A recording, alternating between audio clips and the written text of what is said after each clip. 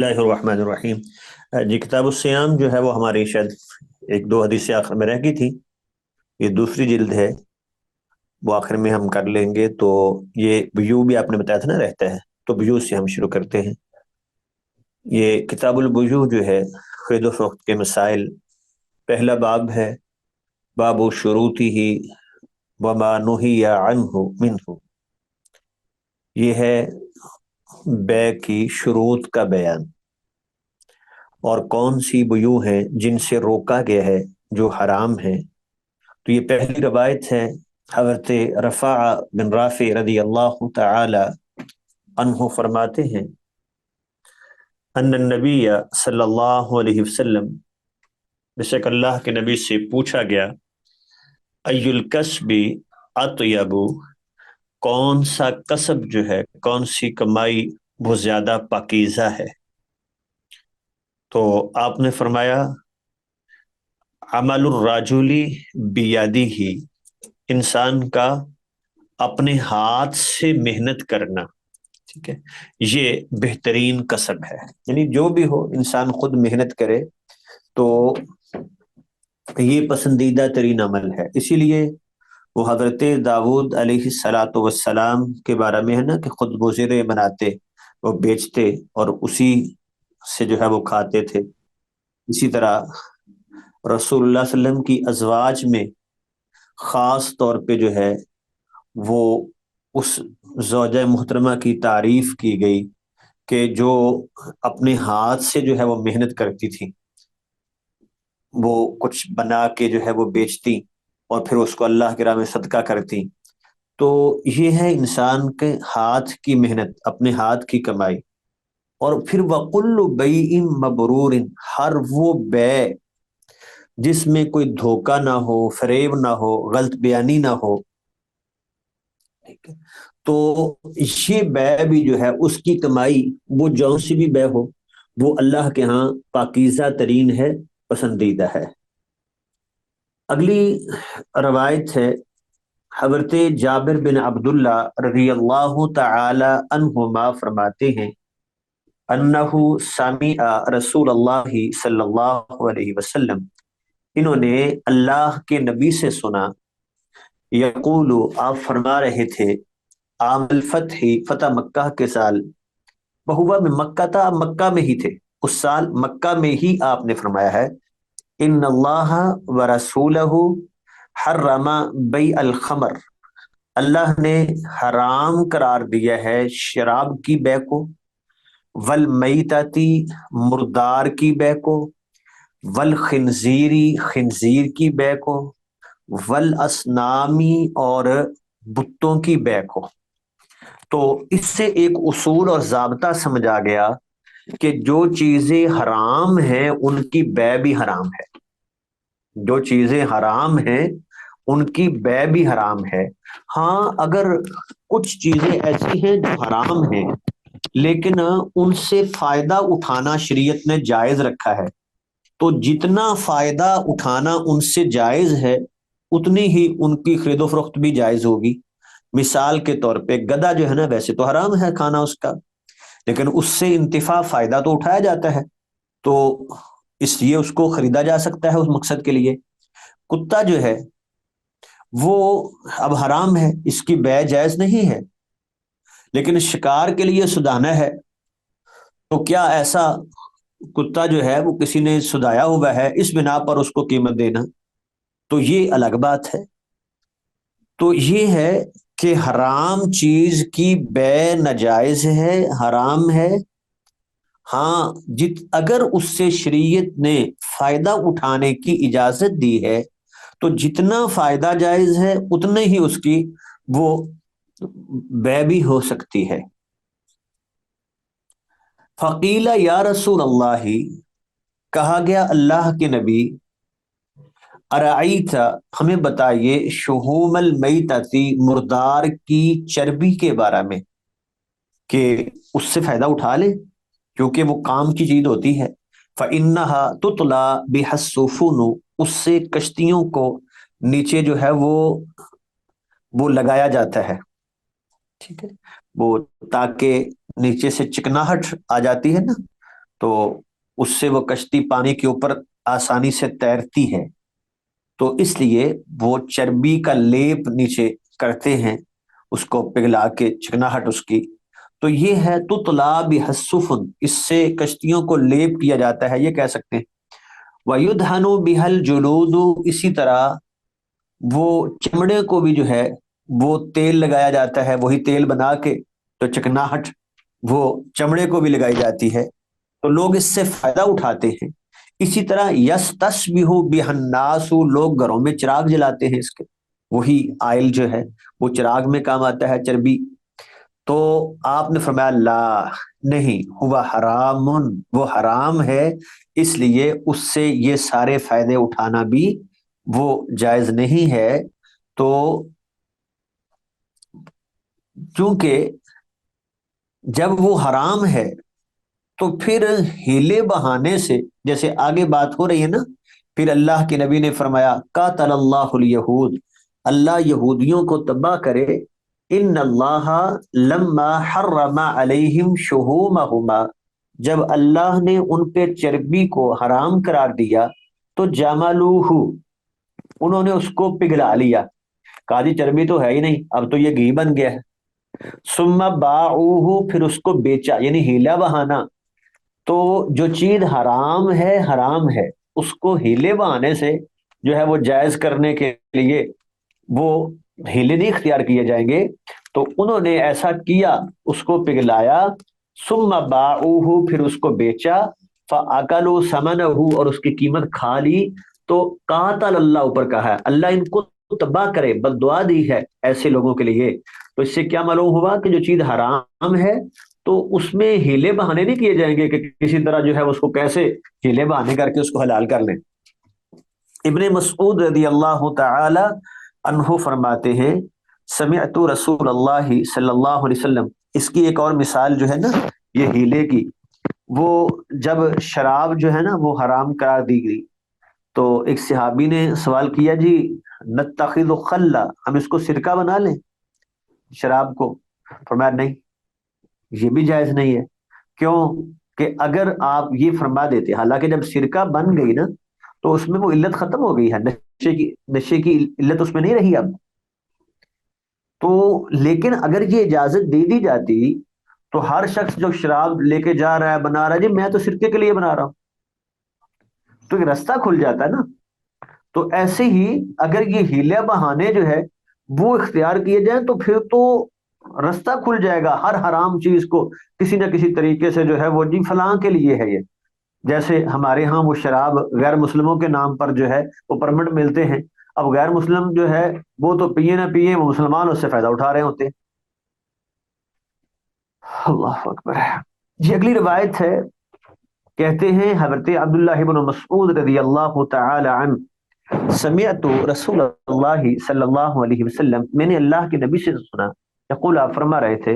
اذا اختلف المتبايعان، جب دو بے کرنے والے آپس میں اختلاف کریں، ولیس بینہما بینہ، اور ان کے پاس دلیل نہ ہو،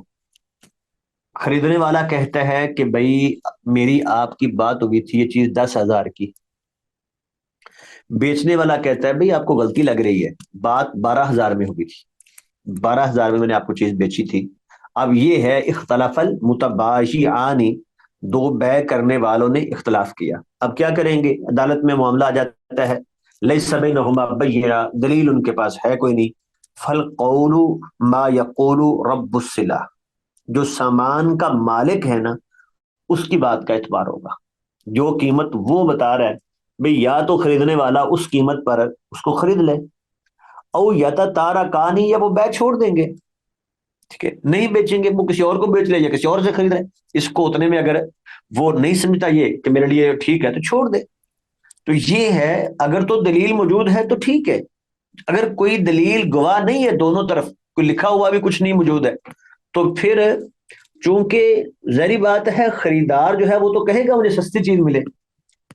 تو مالک کا نقصان ہو سکتا ہے، اس لیے قیمت میں مالک کا اعتبار کیا جائے گا، اور اس کا نقصان کوئی نہیں ہے، خریدنے والا بھائی اس کو اگر نہیں اتنے میں اس کو سمجھ جاتی چھوڑ دے، وہ پابند تو نہیں ہے کہ خریدے اس کو، تو وہ چھوڑ سکتا ہے، تو اس لیے یہاں انصاف کا تقاضا بھی یہی تھا کہ جس کا سامان ہے اس کی بات کو تسلیم کیا جائے۔ حضرت ابو مسعود الانصاری رضی اللہ تعالی عنہ فرماتے ہیں ان رسول اللہ صلی اللہ علیہ وسلم، بے شک اللہ کے نبی نے نہا روکا ان ثمن الکلب، کتے کی قیمت سے، وہی حرام ہے، جب حرام ہے تو اس کی کمائی بھی حرام ہے، اس کو بیچنا خریدنا وہ بھی حرام ہوگا۔ اسی طرح بلی ہے، بلی بھی حرام ہے، تو ہمارے ہاں یہ بلی کے بچے وہ خرید لیتے ہیں، کتے کے جو ہے وہ یہ فلاں نسل کا ہے، وہ جب پیدا ہوتے ہیں بچے خرید لیتے ہیں، تو جائز نہیں ہے یہ، کتے کی کوئی قیمت نہیں، حرام چیز کی قیمت نہیں ہوتی، تو اس کی بے بھی درست نہیں ہوتی۔ وہ مہر البغی، اور وہ جو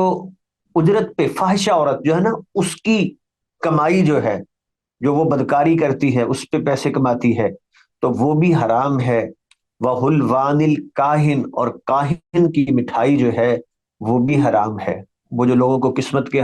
جو ہے وہ بتاتا ہے، لوگوں کو جو ہے وہ کل تمہارا کیا ہوگا، تمہارے ساتھ ایسا ہوگا، اور وہ اس کو پیسے دیتے ہیں، تو کاہن نجومی ستارہ شناسی کا دعویٰ کریں، 10 شناسی ہاتھوں کی لکیریں کیا کہتی ہیں یہ بتائے ہوں، آپ کے ستارے کیا کہتے ہیں، اس ہفتے جو ہے وہ یہ ہفتہ کیسا رہے گا، یہ سارے نجومی میں آئیں گے۔ تو ان کی کمائی بھی حرام، اور بدکارہ عورت کی وہ کمائی بھی حرام، اور کتا جو ہے حرام ہے، تو اس کو بیچنا خریدنا وہ بھی حرام۔ اگلی روایت یہ ہے، حضرت جابر بن عبداللہ رضی اللہ تعالی عنہما فرماتے ہیں انہو کانا یسیر علی جمل لہو قد اعیا، یہ چل رہے تھے ایسے اونٹ پر جو بالکل لاغر ہو چکا تھا، آیا وہ بالکل جو ہے بعض اوقات اونٹ ایسے جو ہے وہ کمزور ہو جاتا ہے کہ بالکل چلنے کی صلاحیت نہیں رہتی۔ فارادا، تو انہوں نے یہ ارادہ کیا ان یصیبہ، کہ اس کو چھوڑ دیں، اب یہ اس قابل نہیں رہا کہ اس کو آگے جو ہے وہ اس سے کام لیا جائے، تو اس کو چھوڑنے کا ارادہ کر لیا۔ لیکن رسول اللہ صلی اللہ علیہ وسلم کا معمول تھا کہ جب قافلے وہ جہاد سے جاتے ہوئے واپس آتے ہوئے آپ پیچھے پیچھے آتے تھے عام طور پہ، تاکہ کچھ ساتھی پیچھے نہ رہ جائے، تو اس لیے سب سے پیچھے حضرت جابر رہ گئے تھے قافلے سے، کہ اونٹ ایسا تھا اور پیچھے اللہ کے نبی آ رہے تھے، تو کہتے ہیں فلاحقنی النبی صلی اللہ علیہ وسلم، تو اللہ کے نبی مجھے مل گیا پیچھے سے، فدعا لی، تو پہلے تو میرے لیے دعا کی آپ نے، وَضَرَبَهُ، پھر اس اونٹ کو تھوڑا سا ہلکا سا مارا تاکہ چلے وہ، فَسَارَ سَيْرًا لَمْ يَسِرْ مِثْلَهُ، تو وہ ایسا چلا اتنی تیز رفتاری سے کہ اس سے پہلے کبھی نہیں چلا تھا۔ تو پھر آپ نے مجھے فرمایا بِعْنِهِ بِعُقِیَّةٍ، جابر یہ بیچ دو مجھے، یہ اونٹ ایک اوقیے میں مجھے بیچ دو۔ قلت لا، میں نے کہا جی نہیں میں تو نہیں بیچوں گا۔ ثم قال، آپ نے پھر فرمایا مجھے بیچ دو بھائی، کیونکہ آپ کا مقصد جو ہے وہ خریدنا تھا ہی نہیں، اس کے تعاون کرنا مقصد تھا، کیونکہ آگے حدیث میں موجود ہے کہ آپ نے وہ قیمت طے کر کے جب یہ مدینہ آئے ہیں نا تو وہاں جا کے پیسے لے لینا، اور دے کے قیمت تو اونٹ بھی واپس دے دیا ہے۔ تو پھر آپ نے فرمایا بِعْنِهِ ہی بیچ دو مجھے، تو میں نے ایک اوقیے میں جتنا آپ نے کہا تھا تو میں نے بیچ دیا۔ تو ایک اوقیہ جو ہوتا ہے وہ 40 درہم کا ہوتا ہے، تو 40 درہم کے بدلے میں گویا کہ بیچ دیا، چونکہ 5 اوقیے جو ہے نا وہ بنتے ہیں 200 درہم، وَلَيْسَ فِيمَا دُونَ 5 أَوَاقٍ مِنَ الْوَرِقِ صدقہ، وہ جو حدیث میں ہے کہ 5 اوقیے سے کم اگر چاندی ہے درہم ہے تو صدقہ نہیں ہے، تو وہ 200 درہم ہے نا، تو 40 درہم۔ وَاشْتَرَطْتُ حُمْلَانَهُ إِلَىٰ أَهْلِي، میں نے بیچ تو دیا لیکن شرط لگا لی کہ میں اپنے گھر تک مدینہ تک اس پہ سوار ہو کے جاؤں گا، یہ رستے میں آپ بیعت طے کر رہے ہیں، ٹھیک ہے میں نے بیچ دیا، لیکن مدینہ تک جو ہے وہ مجھے اس پر سوار ہونے کی وہ آپ اجازت دے دیں، اتنی بات۔ تو کیا کوئی بیچنے والا اس طرح شرط ساتھ لگا سکتا ہے؟ تو اس حدیث سے معلوم وہاں لگا سکتا ہے، مثال کے طور پہ مکان میں ہے کہ جی میں خالی اگلے مہینے کروں گا، بات طے ہو گئی، قیمت ہو گئی، ادائیگی بھی ہو گئی یا نہیں ہوئی، لیکن بے ہو گئی ہے، اس نے شرط لگا دی کہ میں اگلے مہینے خالی کروں گا، تو ٹھیک ہے۔ تو فلما بلغت اتیتہ بالجمل، جب میں وہاں مدینہ پہنچ گیا تو میں اونٹ لے کے آ گیا، فنقدنی ثمنہ، تو آپ نے وہ نقدی مجھے قیمت دے دی، حضرت بلال سے کہا بھی قیمت پوری دے دو۔ ثم رجعت، پھر جب میں واپس لوٹا، فارسل فی آثاری، تو میرے پیچھے آدمی بھیجا، بلا کے لاؤ۔ تو فقال، آپ نے فرمایا،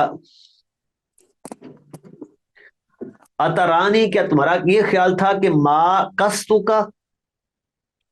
میں نے تیرے اونٹ کی قیمت جو ہے وہ کم بتائی تھی تاکہ تیرا اونٹ لے لوں میں؟ وہ ایک اوکیہ بھی کہا تھا نا مجھے بیچ دو، خذ جمالہ کا و دراہیمہ کا، اپنا اونٹ بھی لے جاؤ، اپنے درہم بھی لے جاؤ، فہو لک کا، وہ تمہارے لیے۔ تو اصل میں اللہ کے نبی یہی ارادہ رکھتے تھے کہ چونکہ حضرت جابر رضی اللہ تعالی عنہ کے وہ والد تو شہید ہو چکے تھے،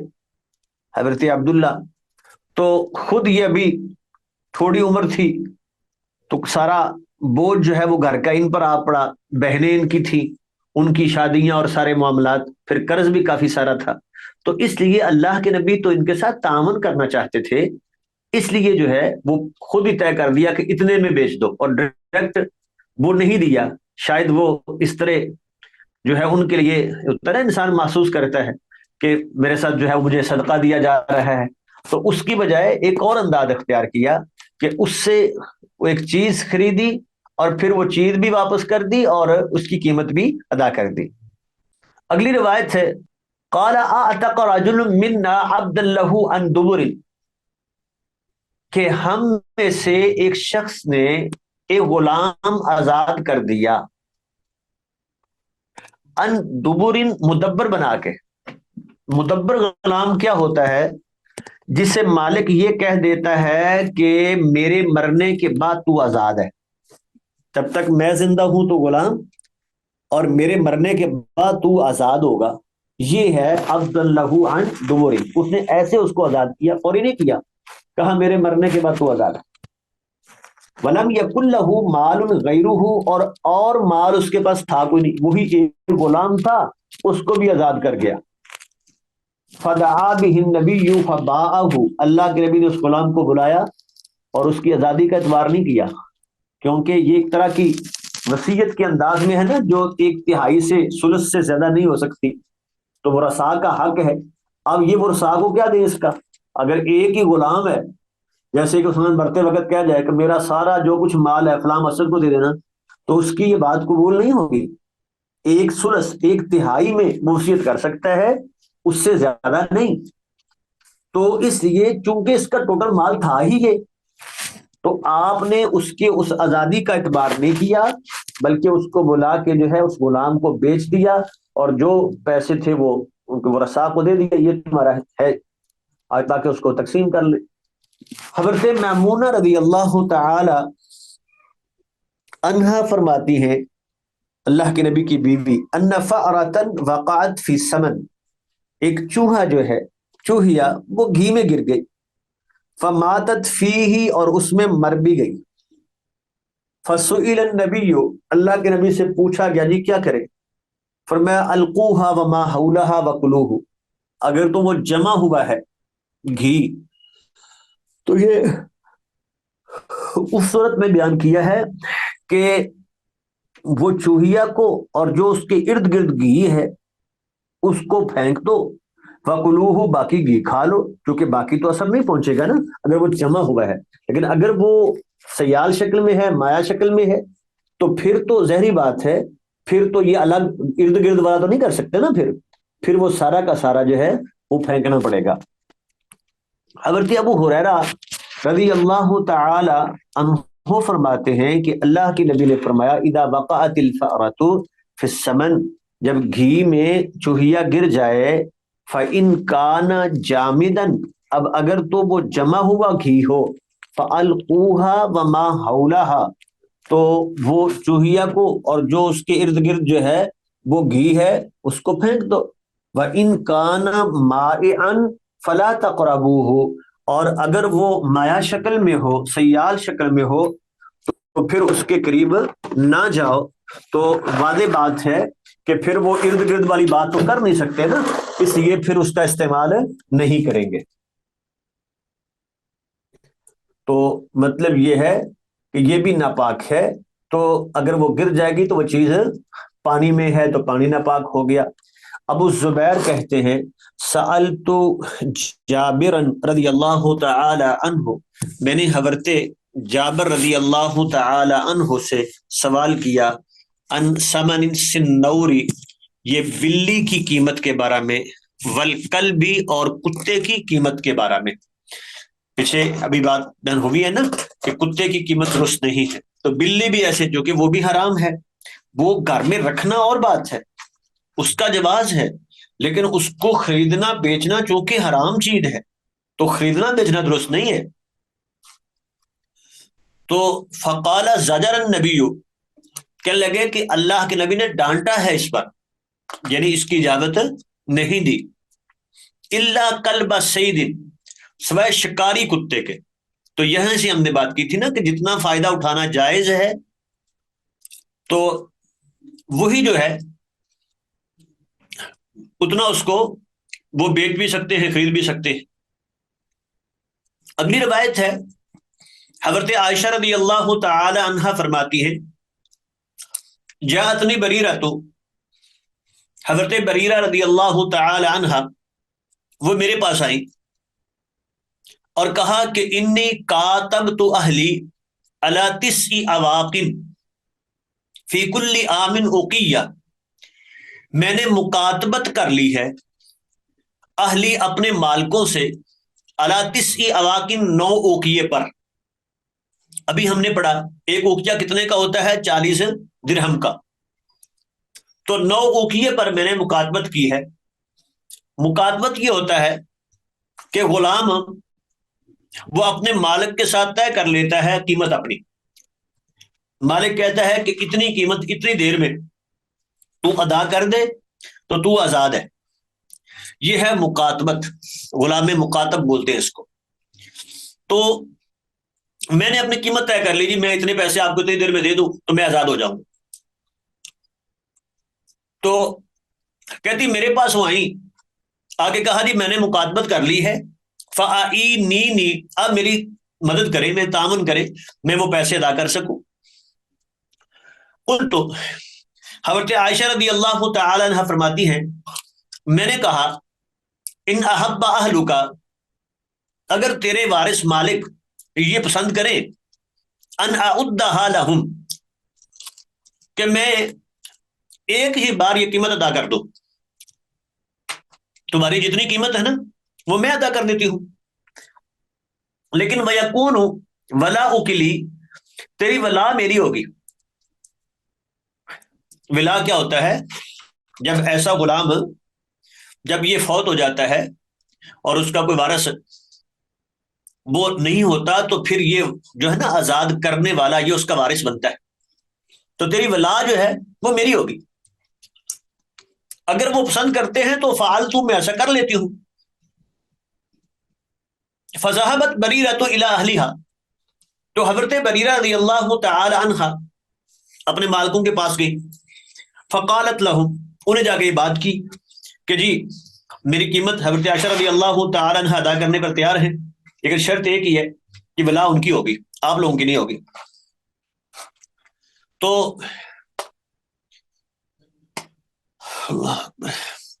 فابوا، انہوں نے انکار کر دیا اس پر کہ نہیں جی ہم تو اس پر آمادہ نہیں ہے، ولا ہماری ہونی چاہیے۔ فجاءت من عندهم، یہ ان کے پاس سے واپس آئی، ورسول اللہ صلی اللہ علیہ وسلم جالسن، اللہ کے نبی بیٹھے ہوئے تھے۔ تو فقالت، انہوں نے آ کے کہا، بتایا آ کے، انی قد عرضت ذلک علیہم، میں نے یہ بات ان پر پیش کی ہے، اپنے وارثوں سے کہا ہے، مالکوں سے۔ فابوا، انہوں نے انکار کر دیا ہے، وہ شرط لگا رہے ہیں کہ یکون الولاء لہم، ولا ان کی ہوگی، وہ ولا نہیں دیں گے۔ فسمع النبی، اللہ کے نبی نے ان کی بات سن بھی لی، اور فاخبرت عائشہ النبی، حضرت عائشہ رضی اللہ تعالی عنہا نے بھی اللہ کے نبی کو پوری بات بتا دی، جی اللہ کے نبی یہ بات ہوگی ہے، تو آپ خزی پکڑو، یعنی قیمت ادا کر دو آزاد، اور ولا کی شرط لگاؤ تم، چونکہ وہ اگر شرط لگائیں بھی تو ان کا اعتبار نہیں ہے، انما الولاء لمن آتاک، ولا تو اس کی ہوتی ہے جو آزاد کرے، آزاد جب تم کر رہی ہو تو ولا تمہاری ہوگی، ان کی شرط کی حیثیت ہی کوئی نہیں ہے۔ تو ایک بات، اگر کوئی شرط کتاب و سنت کے خلاف ہوگی تو اس کا اعتبار نہیں ہوگا، ایک بات۔ اور دوسرا یہ ہے کہ بیوی اپنے خامد سے اجازت کے بغیر جو اس کا ذاتی مال ہے وہ خرچ کر سکتی ہے۔ دیکھیں حضرت عائشہ رضی اللہ تعالی عنہ نے یہ فیصلہ کر لیا کہ وہ اس کو خریدتی ہے، اللہ کے نبی سے نہیں پوچھا، ان کو تو بعد میں بتا رہی ہے، اور پہلے انہیں فیصلہ سنا دیا ہے کہ میں خرید لیتی ہوں تمہیں، جس سے معلوم ہوا کہ جو اس کا ذاتی مال ہے، مثال کے طور پر وراثت میں ملا اس کو، خامد نے جو حق مہر دیا یہ اس کا ذاتی مال ہے، اس کو وہ اپنی مرضی سے خرچ کر سکتی ہے، اس میں اجازت نہ ملے تو ٹھیک ہے، لیکن جو تنخواہ ہے نا اس کی صورت اور ہے، اس میں چونکہ وہ خامد اس کو اجازت دیتا ہے، وہ وقت وہ بھی خامد کا حق تھا نا، تو اس کی کیفیت اور ہے۔ اچھا جی، تو ثم قام رسول اللہ صلی اللہ علیہ وسلم فی الناس خطیبا، پھر اللہ کے نبی لوگوں میں خطبہ دینے کے لیے کھڑے ہوئے، فحمد اللہ و اسنا علیہ، اللہ کی حمد و ثنا بیان کی، اور پھر فرمایا اما بعد فما بال رجال، کیا ہو گیا لوگوں کو، یشترطون الشروط، ایسی شرطیں لگاتے ہیں، لیست فی کتاب اللہ، جو اللہ کی کتاب میں نہیں ہے، ما کان من شرط لیس فی کتاب اللہ فہو باطل، ہر وہ شرط جو اللہ کی کتاب کے مطابق نہیں ہے، جو اللہ کی کتاب میں نہیں وہ باطل ہے، اس کا اعتبار نہیں ہوگا۔ وَإِن كَانَ مِئَةَ شَرْطٍ، چاہے وہ 100 شرط کیوں نہ ہو، قضاء اللہ احق، اللہ کا فیصلہ زیادہ حق رکھتا ہے کہ اس کو مانا جائے، بشرط اللہ اوسط، جو اللہ کے لگائی ہوئی شرط ہے وہ زیادہ پختہ ہے، اس کا اعتبار ہوگا۔ وَإِنَّمَا الْوَلَاءُ، اور اللہ کا فیصلہ کیا ہے کہ ولا اس کی ہے لمن اعتق، جس نے آزاد کیا، یہ اگر ایسی شرط لگا بھی لیں تو اس شرط کا اعتبار نہیں ہوگا۔ سر یہ کتاب البیوع ہم نے پچھلے سیمسٹر میں پڑھ لیا ہوا ہے، تو اگر تو سارے اسٹوڈنٹس نے پڑھ لیا ہوا ہے تو میرے خیال سے ہم کچھ اور پڑھ سکتے ہیں، اگر کسی نے پڑھنا ہے تو ٹھیک ہے، پھر ریپیٹ کر لیتے ہیں۔ اچھا، میں نے جو آپ نے بتایا تھا نا شروع میں نے پوچھا تھا کون کون سے ابواب نہیں پڑھے، تو کسی بھائی نے بتایا تھا کہ بیو رہتا ہے، میں نے تو اس لیے شروع کر لیا۔ جی تو سر اب مجھے نہیں پتا، کلاس میں کچھ نئے لوگ بھی ہیں، ہم نے تو پڑھ لیا تھا پچھلے سیمسٹر میں۔ پھر تو کوئی اور بات پڑھ لیتے اچھی تھا، جو سب نے نہ پڑھا ہوتا وہ بہتر تھا۔ جی سر، ابھی لوگ جوائن کرتے ہیں تو پوچھ لیتے ہیں۔ جی جی، پھر ایسا کر لیتے ہیں کہ آج کا سبق تو ہو جائے پورا، تو آئندہ کے لیے جو پوچھ لیتے ہیں، جو باب رہتا ہے ہم پھر اس کو پڑھ لیتے ہیں تاکہ فائدہ ہو جائے۔ جی سر، جزاک اللہ۔ سر میں آپ سے ایک سوال پوچھ سکتی ہوں؟ جی میں یہ معلوم کرنا چاہ رہی تھی کہ ہاں جی آپ نے کہا جیسے کہ گدھے کی مثال دی کہ جی گدھے کو وہ خرید و فروخت اس لیے کہ وہ مال برداری وغیرہ میں مدد کرتا ہے سب ہے، تو ہم اگر اس طرح دیکھیں تو مطلب اس کا کھانا تو حرام ہے، تو ابھی جب ہم یہ بات کر رہے تھے کہ خنزیر کے جو چربی اور یہ سارا کا، تو وہ یہود کے اس معاملے سے زیادہ ریلیٹڈ ہے، تو یہ دیکھیں نا اس میں بھی جو ہے وہ اس کو کھایا تو نہیں جائے گا، وہ جو اگر ہم جی، لیپ کر رہے ہیں یا کوئی اور چیز کر رہے ہیں تو وہ پھر ہم اس کا اس میں استعمال کر رہے ہیں نا، تو اس کا پھر یہ وہ ایک فائدہ منٹ نہیں چپ اٹھا کر۔ رہے، جو فائدہ وہ بیان کر رہے ہیں نا، تو اس سے وہ فائدہ اٹھانا بھی جائز نہیں ہے، یہاں اس سے یہ فائدہ اٹھانا جائز ہے، مال برداری والا، دونوں میں فرق ہے نا۔ اچھا، یعنی اور کہ وہ اس میں آلٹرنیٹ موجود تھا وہاں پر اس وقت کہ کشتیوں کو بھی اور وہ سب کرنے کا اور بھی کوئی طریقہ ہوتا تھا؟ اور طریقے موجود ہے نا، حلال چیزیں بھی تو ہیں، چربی صرف کیا اسی کی ہوتی ہے مردار کی، کیا وہ ویسے نہیں ہوتی، ویسے بھی تو چربی ہوتی ہے جانوروں کی۔ جی بالکل۔ جی جی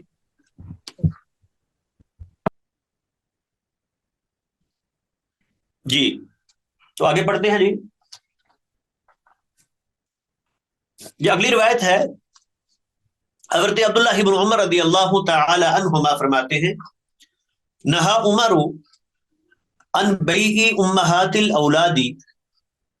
حضرت عمر رضی اللہ تعالی عنہ نے یہ بچوں کی ماؤں کو بیچنے سے روکا ہے. اسے کہتے ہیں ام ولد. وہ لونڈی، کیونکہ اس سے لونڈی سے جو ہے، جو اس وقت لونڈیاں تھیں، آج کل تو لونڈیوں کا وجود نہیں ہے، تو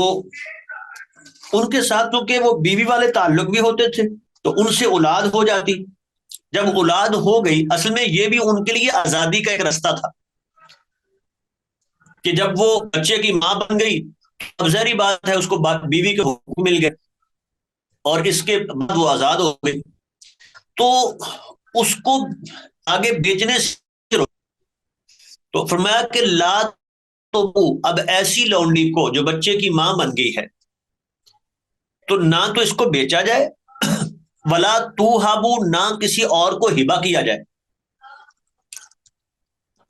ولا تورثو، اور نہ وراثت میں یہ آگے تقسیم کی جائے، یستمتع بہا ما بدا لہ، یہ جس کا وہ بچہ ہے، جس کی وہ بیوی کے طور پہ وہ لونڈی ہے، تو وہ اس سے جب تک چاہے فائدہ اٹھائے. فَإِذَا مَاتَ فَهِيَ حُرَّةٌ، جب یہ فوت ہو جائے گا تو اب وہ ام ولد ہے تو وہ آزاد ہو جائے گی. تو یہ بھی گویا کہ آزادی کا ایک رستہ تھا. تو بہرحال اس سے یہ معلوم ہوا کہ وہ لونڈی جو ام ولد بن جائے اس کو آگے بیچ بھی نہیں سکتے. اگلی روایت ہے، حضرت جابر رضی اللہ تعالی عنہ فرماتے ہیں کننا نبیع سرارینا امہات الاولاد، ہم رسول اللہ صلی اللہ علیہ وسلم کے دور میں ایسی لونڈیوں کو، سرارینا اپنی لونڈیوں کو، امہات الاولادی جو بچوں کی مائیں ہوتی ان کو بیچ دیتے تھے. والنبی صلی اللہ علیہ وسلم، تو اللہ کے نبی موجود تھے، لا یرا بذالک بأسا، آپ اس میں حرج خیال نہیں کرتے تھے. تو اب یہ بظاہر اس پہلی روایت کے خلاف ہے، اس میں ہے حضرت عمر روکتے تھے، تو حضرت عمر رضی اللہ تعالیٰ عنہ ظاہری بات ہے اپنی طرف سے نہیں روک سکتے.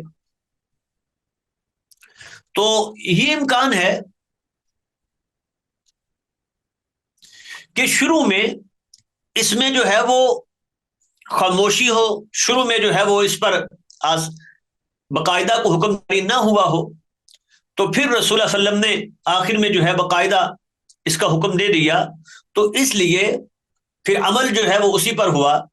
کہ ایسی لونڈیوں کو اب بیچا نہ جائے. حضرت جابر رضی اللہ تعالی عنہما فرماتے ہیں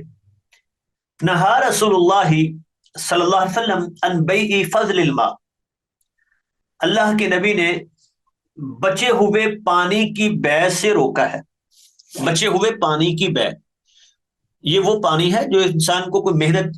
جس پہ کوئی خرچ نہیں آتا، اس نے خریدا نہیں ہے. جیسے چشمہ ہے نا، چشمے کا پانی ہے تو اب وہ اس کی زمین میں چشمہ نکل آیا ہے تو اب یہ پانی بیچنا شروع کر دیتا ہے، اپنی ضرورت کا استعمال کرے، باقی لوگ فائدہ اٹھائیں. تو اور ایک روایت میں ہے وَعَنْ بَيْعِ ذِرَابِ الْجَمَلِ،